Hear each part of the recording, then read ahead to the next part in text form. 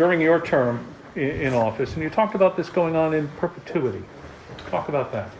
Yeah, I mean, I think that the important thing is getting the ball rolling, and to get it rolling in a sustainable way so that it continues on long into the future.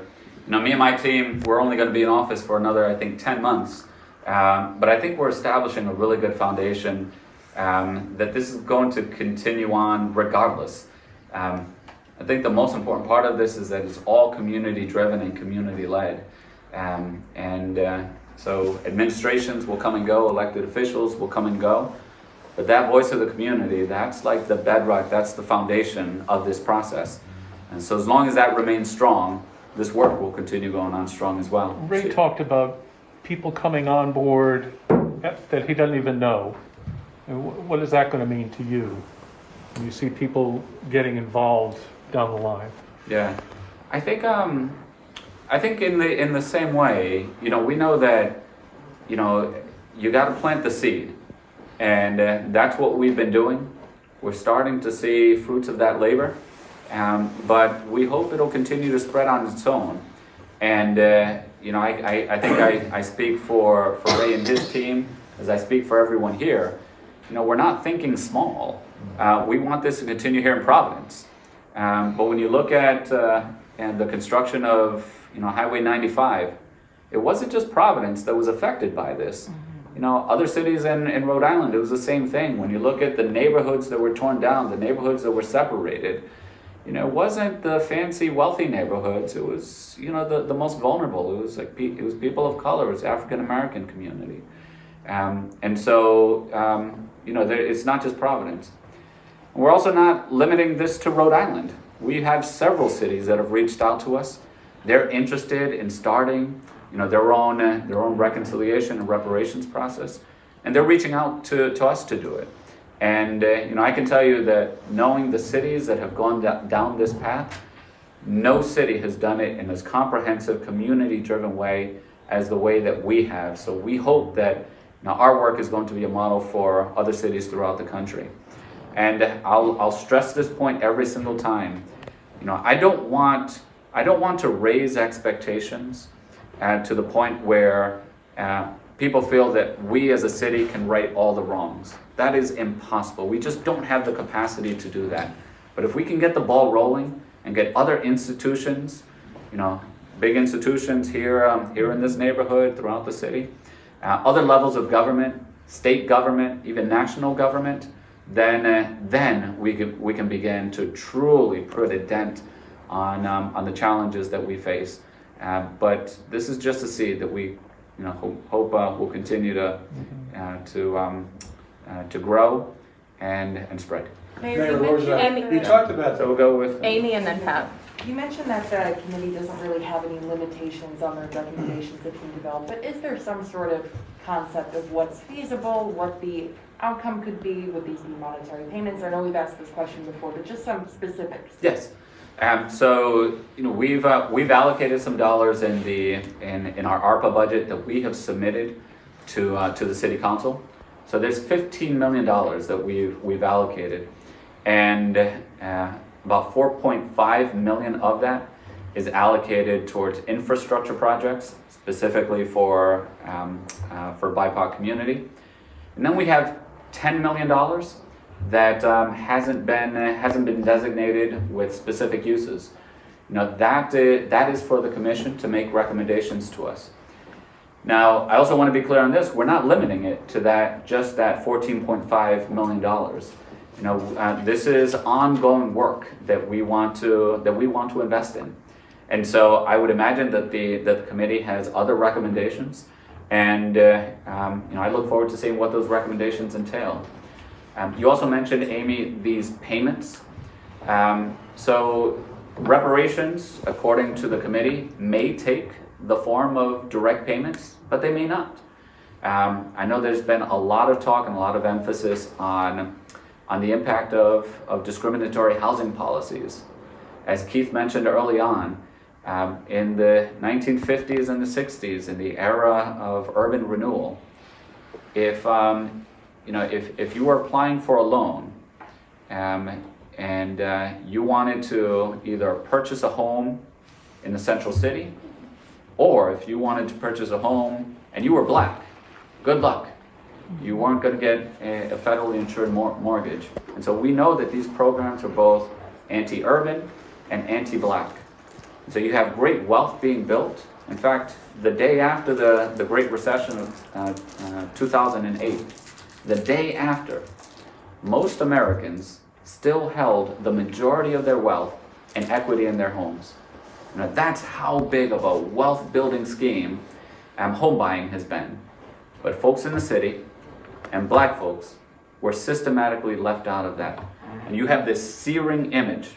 Now there's also a map that we have from before 1962. And this is a full neighborhood. Every single one of this densely packed neighborhood, all filled with homes. And those folks, those African Americans that lived in that neighborhood, they weren't able to qualify for mortgages to buy somewhere else. They were left out of this incredible wealth building scheme, which is home ownership.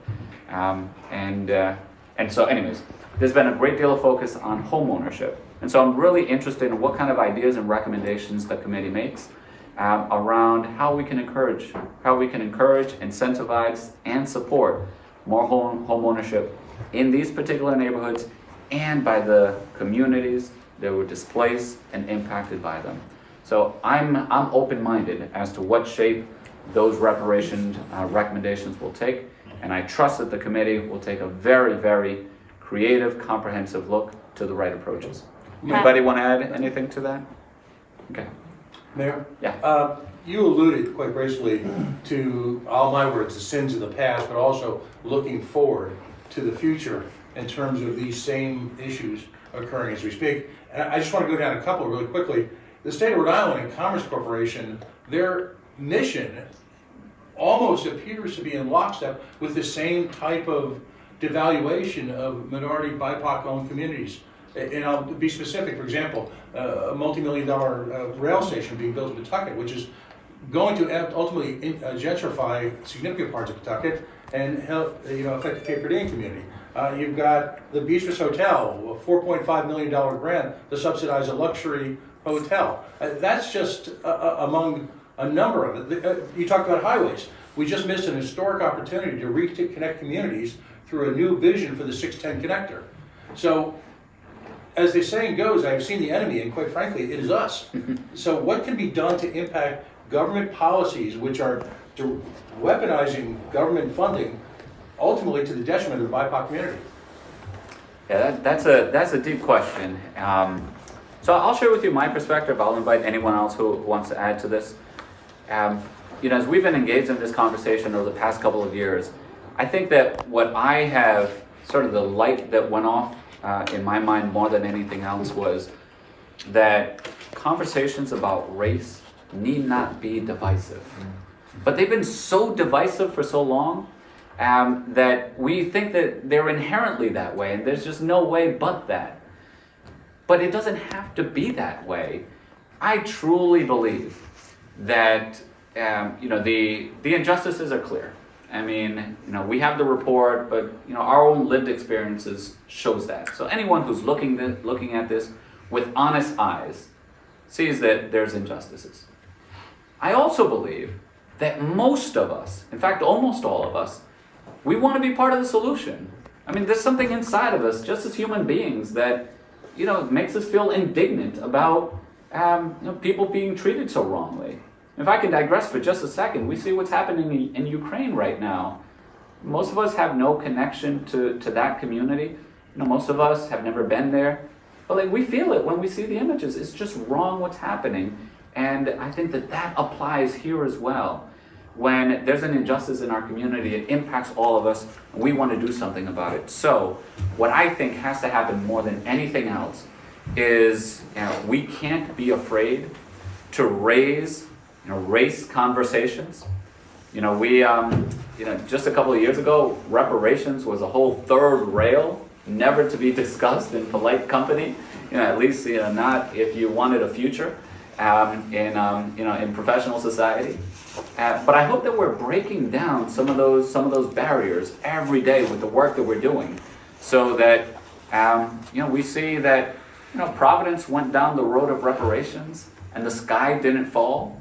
And not only did the sky not fall, but perhaps we're making progress and bringing people together. Because look at the way that we've addressed race up until this point. We've avoided the conversation, we've swept it under the rug. And can any one of us really say that we're heading in the right direction right now? So we got to change course. We have to address it differently. And I hope more than anything else, that's what us going through this entire process entails. And then we'll see, hopefully, public opinion, political will, and community division really changing course and supporting these kinds of efforts. When you started going down Hold on a this second, road, second. Merrill's Dave, last you- one. You spoke roughly about, $15 million invested in this project from ARPA money. That's right. That's one-time ARPA money. Where's the money coming next time? So, again, there's these chunk of dollars that have already been sort of set aside, and they're part of the budget that I submitted to the city council. But I would imagine that the recommendations that come from the committee are going to be much broader than just $15 million. And so, it'll be incumbent upon us, the future leaders here in the city, and the future members of the community, to make that, to put that into effect. So there are a lot of ways where it could happen. It can come from direct city investments. It can come from institutional partners that are also part of this work. It could come from different emphasis in the programs that we already have. We can't let the challenges and the hurdles be the reason why we don't start down this path. We use the expression of it's a marathon, it's a sprint, it's a relay. Yeah, it's every one of those things, but it's one where there are hurdles all along the way. And yes, we got to figure out how we're going to scale and overcome some of these hurdles. But that's not a reason to not start the process. And we have full confidence that not only will we overcome those hurdles at every point that we confront them, but if and when this is done right, we're going to find that we're going to be in strong position to pass the baton to the next city, the next institution, the next leaders in the community to take it even further than we could have imagined. So we're starting the process that hopefully will go on long after we're gone. All right, last one with Steve, and then we gotta wrap on Just to this. be clear, Mayor, you talked about unallocated ARPA funds. How much is that? How much do you want to earmark for this out of that? Right. So we've allocated 14.5 million, and in that 14.5 million, we did not specify exactly what they would go for. We're waiting for recommendations from the committee to let us know. So you feel that's a figure, 14.5 million, that could go toward this? Yeah, but again, we're not limiting it to just 14.5 million. We're also very interested in seeing what the recommendations are and seeing how we can make really meaningful, creative investments in this space. And look, we're also open to partnerships. And so let's say, for example, if the committee says the city should invest deeply in increasing homeownership among the BIPOC community. And that's part of our reparations strategy. If another organization, say Rhode Island Housing, if they have a goal of also increasing homeownership among this community, but they don't want to call it reparations, that's perfectly fine. They're partners and they can be allies in this work, regardless of how they choose to frame it.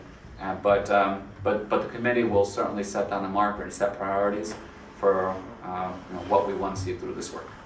Thank you, guys.